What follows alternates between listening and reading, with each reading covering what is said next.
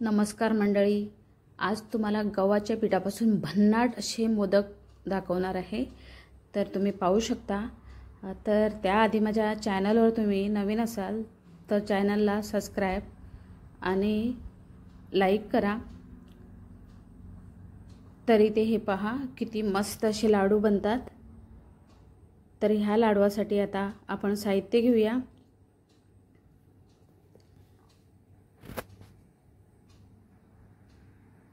तर हे बघा साहित्य घेतलेले आहे। गव्हाचं पीठ 1 वाटी, 1 वाटी मोठी गूळ, गुलकंद, खोबरा किस घरचंच मी, दूध पावडर आणि तूप, वेलची आणि हे पिस्ता, थोडेसे काजू बदाम आणि खसखस। ह्या साहित्यामध्ये अगदी भन्नाट असे मोदक बनतात। तर आता आपण इथे मोदक बनवायला घेऊया। तर त्याआधी आपण कढईमध्ये 1 चमचा तूप टाकून घेऊया। तर तूप हे मी वितळवलेलं नाहीये, साजूक तूप आहे पण वितळवलेलं नाहीये। तर इथे आता आपण हे तूप वितळवून घेऊया आणि त्याच्यामध्ये आपण खसखस टाकून घेऊया। खसखस थोडासा परतवून घेऊ आपण, म्हणजे तो दाताखाली आला की म्हणजे असं कुरकुरीत असेल याच्यासाठी। तर इथे मी हा परतवून घेते। तर मंडळी, घरच्या साहित्यामध्ये हे मोदक घरच्या घरी कोणती वस्तू विकत आणायला नको, हे साहित्य आपल्या घरातच उपलब्ध असते। त्या साहित्यामध्ये असे सुंदर असे मोदक गणपतीसाठी तुम्ही नैवेद्य बनवू शकता। तर आता आपण हे खसखस भाजलेलं आहे। तर आता हे गव्हाचं पीठ आपण परतवून घेऊया। गव्हाचं पीठ सारखं ढवळत राहायचं मंद आचेवर। हे सर्व साहित्य जे भाजून घेतील ते सर्व मंद आचेवरच घ्यायचं आहे। तर मी इथे थोडं थोडं करून तूप ह्याच्यात टाकणार आहे आणि तसं मी परतवून घेणार आहे। तर आता इथे पण 1 चमचा तूप टाकून घेत आहे मी। तर एकदम टाकलं तूप तर गुठळ्या होऊ शकतात, त्याच्यामुळे थोडं थोडं टाकून आपण ते परतवून घ्यायचं आहे मंद आचेवर। जेवढं शक्य होईल तेवढं जास्त भाजून घेतलं तर अजून खूप खमंग असे हे मोदक होतात। तुम्ही ह्या पिठापासून, ह्या साहित्यापासून तुम्ही लाडू पण बनवू शकता। तर आता मी ह्याच साहित्यामध्ये 2 रेसिपी दाखवणार आहे। तर तुम्ही पुढे माझा व्हिडिओ बघा। तर असं थोडं थोडं करून मी इथे मला एकूण 5 चमचे मला तूप लागलं मंडळी। 1 वाटी मी भरून घेतलं त्याच्यातलं।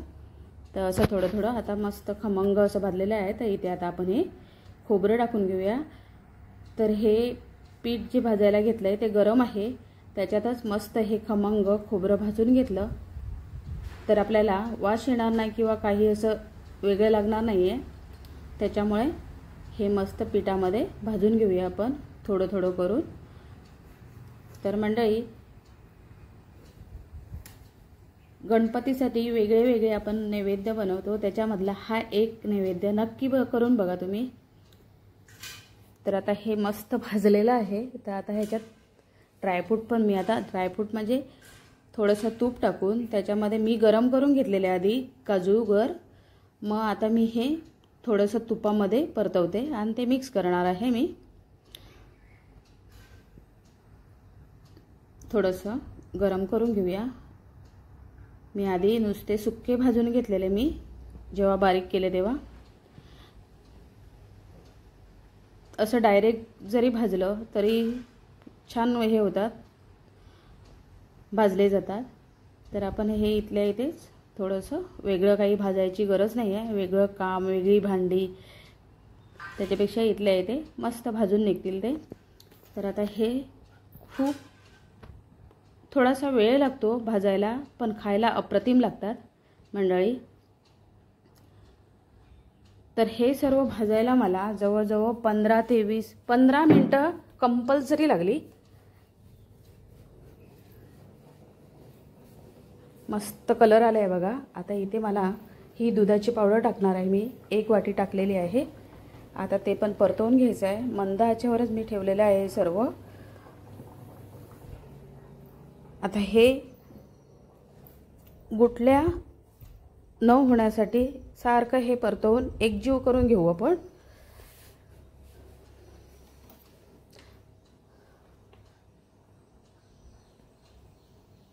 तरी ते हे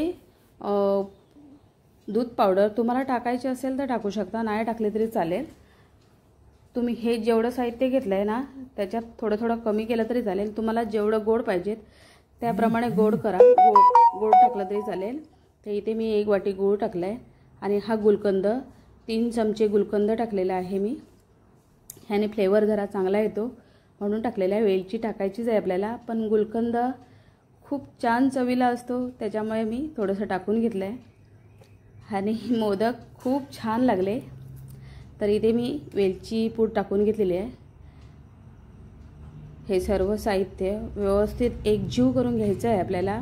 इथे आता तुम्हाला तूप टाकायची किंवा काहीच टाकायची गरज नाही, आपोआप ते मिळून येईल सर्व आणि मिक्स होईल.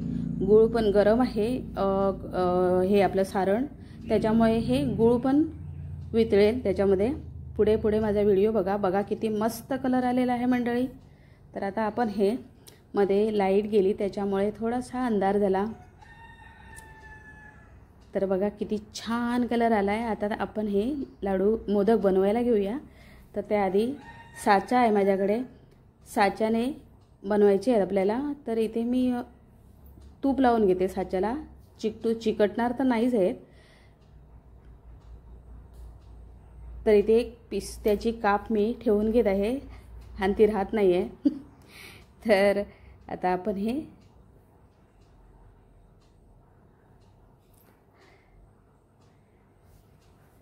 तर मंडळी आता आपण बनवायला घेऊया मोदक. तर तुम्ही कसे बनवतात मोदक? कधी बनवलेत का असे? तर नाही बनवले नसतील तर नक्की बनवून घ्या मंडळी.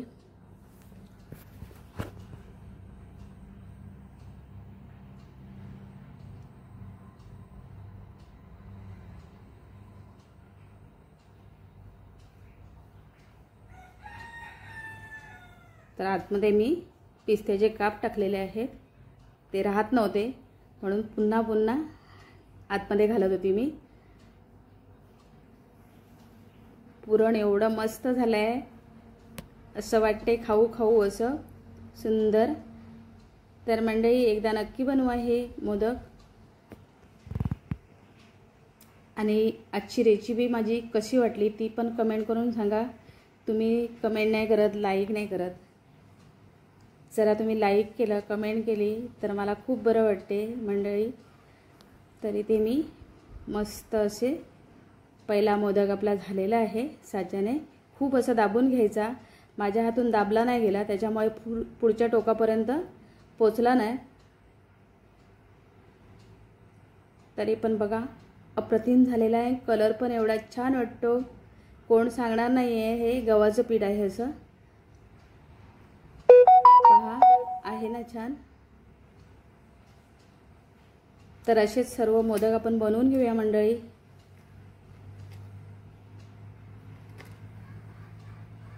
घरच्या साहित्यामध्ये, आणि माझी प्रत्येक रेसिपी मंडळी घरच्या साहित्यामध्येच असते.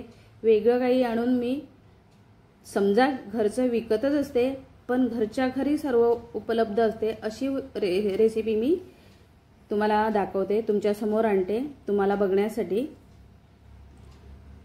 तर आता हे पूर्ण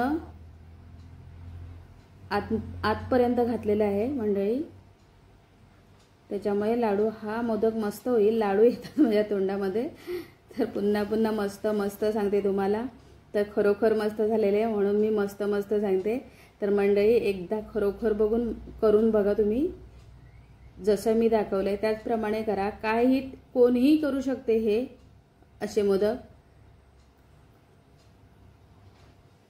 पहा किती छान झाले आहेत. मला कलर खूप आवडला मोदकांचा. माझं सारण टोकापर्यंत पोचत नाही आहे त्याच्यामुळे पूर्ण मोदक होत नाही आहे माझा, कारण माझा हात दुखतोय त्याच्यामुळे मी दाबायला जमत नाही आहे मला. दाबताना त्रास होतोय माझ्या हाताला. पण गणपती जवळ आले आहेत म्हणून एक म्हटलं व्हिडिओ अपलोड करूया. त्याच्यासाठी आणि मी बनवले म्हणून तुमच्यासाठी तुम्हाला पण दाखवले, नैवेद्यासाठी तुम्ही बनवतील म्हणून. तर पहा किती छान असे मोदक झालेले आहेत मंडळी. बघा आणि एकदा नक्की करून बघा. आपलं वेगळं कोणतं पीठ आणायची गरज नाही. घरच्या घरी गव्हाचं पीठ आपलं नेहमीप्रमाणे असतेच घरात. आहे ना छान. तर आता मी इथे लाडू पण बनवणार आहे ह्याच्यामध्ये. तर मंडळी बघा, तुम्हाला लाडू पण दाखवणार आहे मी वाळून.